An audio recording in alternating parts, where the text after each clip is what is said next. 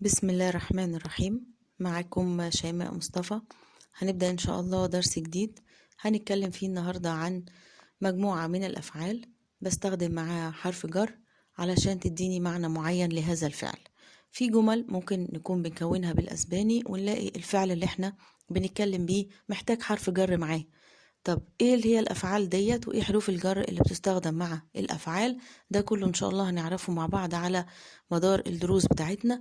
بس احنا اخدنا مع بعض بور وبارا، فالنهاردة هناخد الافعال اللي بتستخدم بور او بارا في الجملة علشان تديني معنى معين لهذا الفعل.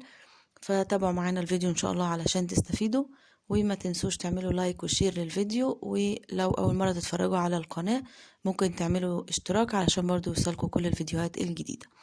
هنبدأ الدرس بقى ونقول ايه هي، يعني ايه حرف جر مع فعل. انا زي ما قلت ممكن استخدم فعل واحتاج له حرف جر عشان يديني معنى معين لهذا الفعل في الجملة. فالافعال بتاعت النهاردة وزي ما قلنا هنستخدمها مع بور وبارا، في نفس الوقت احنا حاطينها في جمل بسيطة علشان نقدر نبين معنى الفعل اكتر لما نيجي نستخدمه في الجملة مع حرف الجر. طيب، لو هنقول مثلا فعل زي أكبر. أكبر يعني ينهي. طب لو حبيت أقول أكبر بور يعني ينتهي الأمر بي. أكبر بور أسيرلو. أكبر بور أسيرلو يعني ينتهي الأمر بفعل ذلك أو بفعل ذلك الشيء مثلا. فيبقى أكبر بور لما بقول ينتهي الأمر بي أقول أكبر بور. طيب، فعل تاني زي أجوبيارسي بور. أجوبيارسي هنا معناه إن أنا الحاجة اللي بعملها دي بتضغي عليا، أو بكون زي ما أقول إيه، أنا غرقان في هذا الشيء من كتر ما أنا مشغول بيه وبعمله.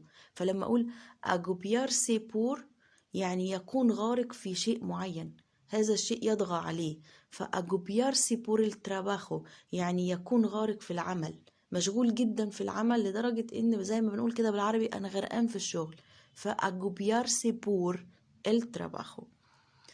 انونسيار بور لا راديو. انونسيار يعني يعلن. لما اقول انا بعمل اعلان في الراديو، انا بعمل اعلان في التلفزيون، بقول ايه؟ انونسيار بور، لان هنا الراديو وسيلة ليا، فيبقى انونسيار بور لا راديو. apasionarse. apasionarse يعني عنده شغف بيه. فعنده شغف بالموضة مثلا، هي واحدة على طول مهتمة بالموضة، فهنقول ايه؟ apasionarse por la moda.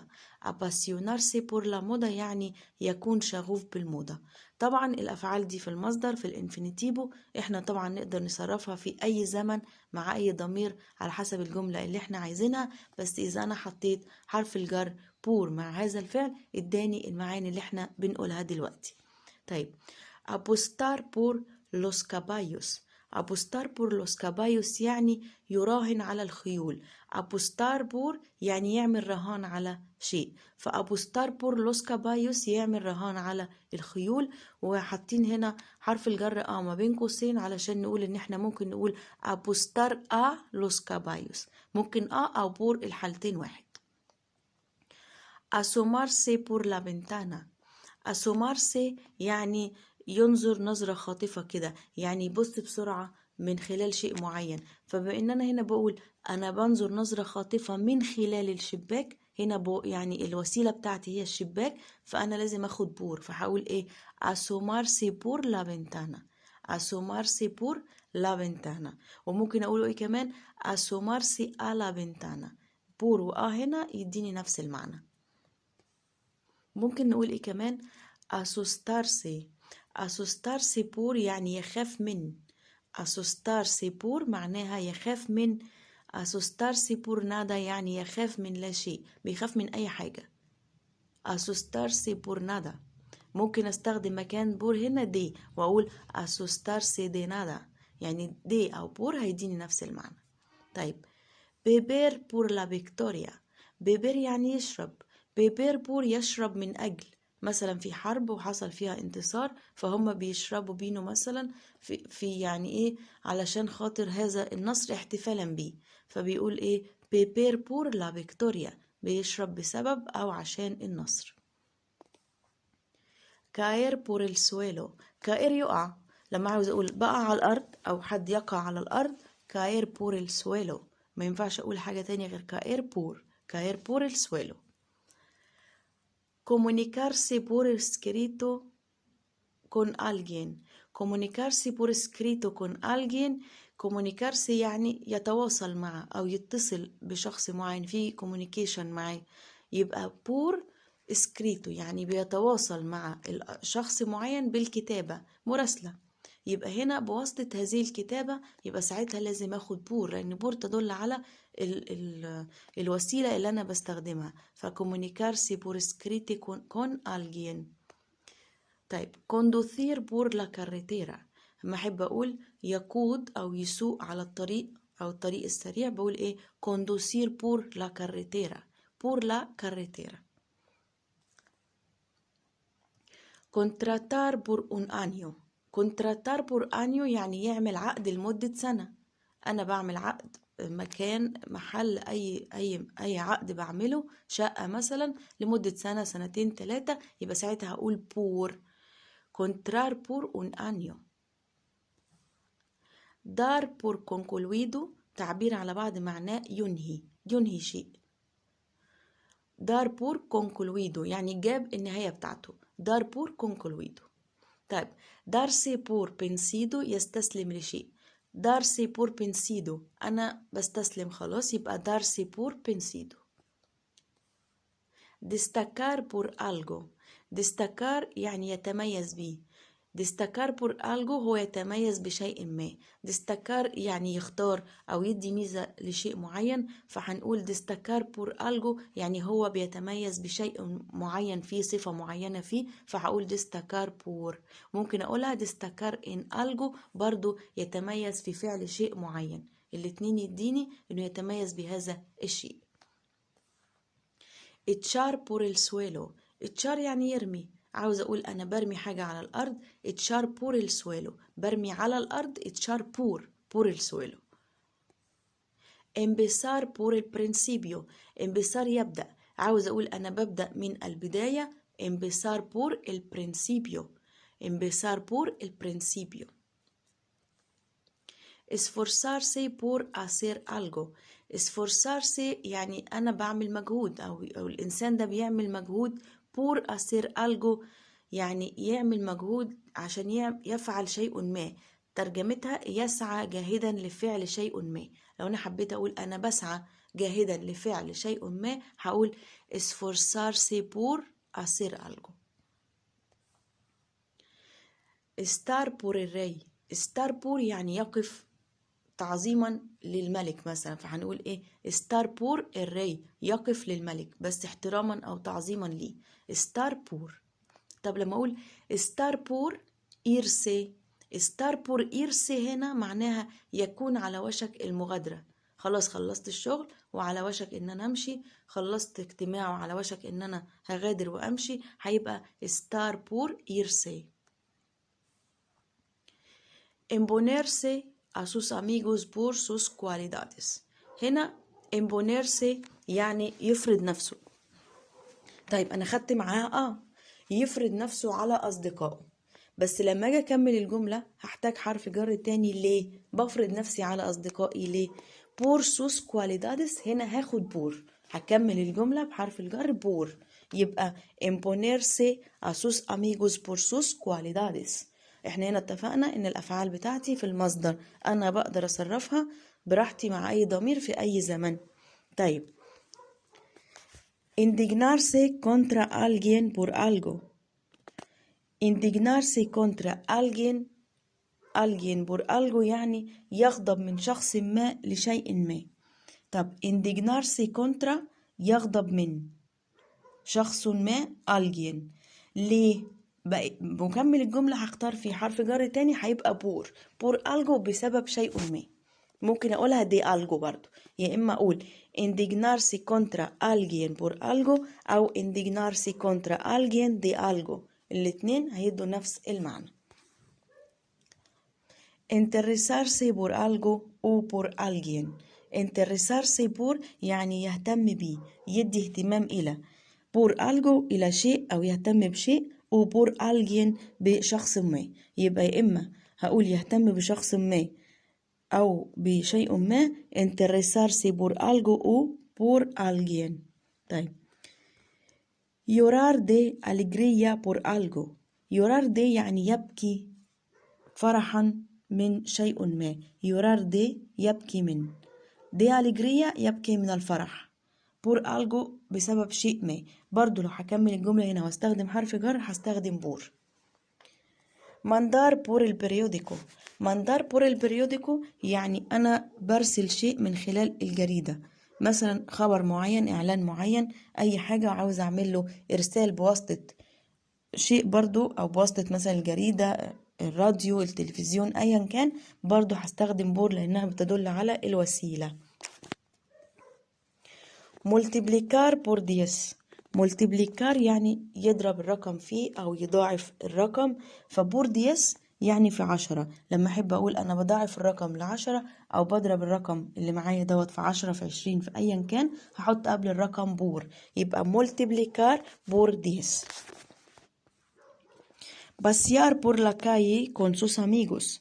pasear por la calle يعني يتنزه في الشارع con sus amigos مع أصدقائه. يبقى لما أحب أقول أنا بتمشى في الشارع، في الجنينة، في الحديقة، بستخدم pasear por la calle، ده لو كانت في الشارع.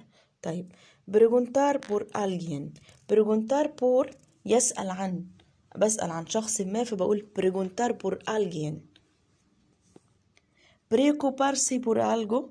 احنا عارفين preocuparse يعني يقلق أو باله يكون مشغول. por algo بشيء ما، أنا قلقان من شيء ما أو بالي مشغول بشيء ما أو من شيء ما، هقول إيه؟ preocuparse por algo.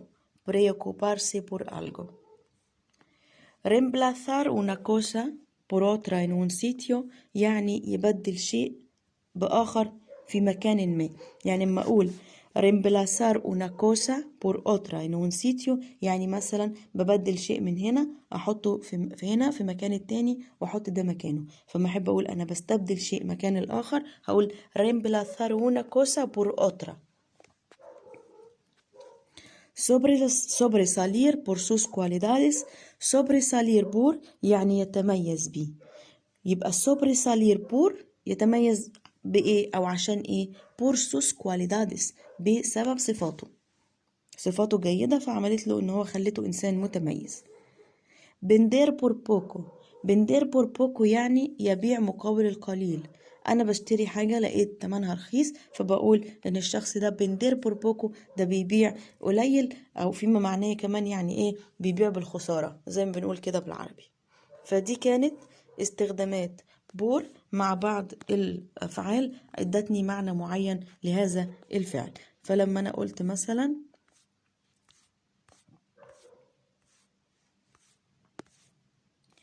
acabar por hacerlo ينتهي الأمر بفعل ذلك. agobiarse por el trabajo يكون غارق في العمل. anunciar por la radio يعلن في الراديو.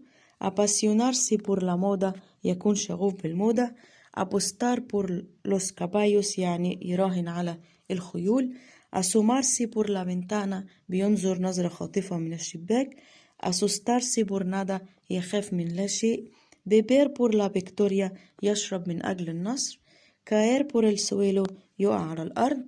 comunicarse por escrito con alguien يتواصل كتابة مع شخص ما. conducir por la carretera يقود على الطريق السريع. contrar por un año يعني يعمل عقد لمدة سنة.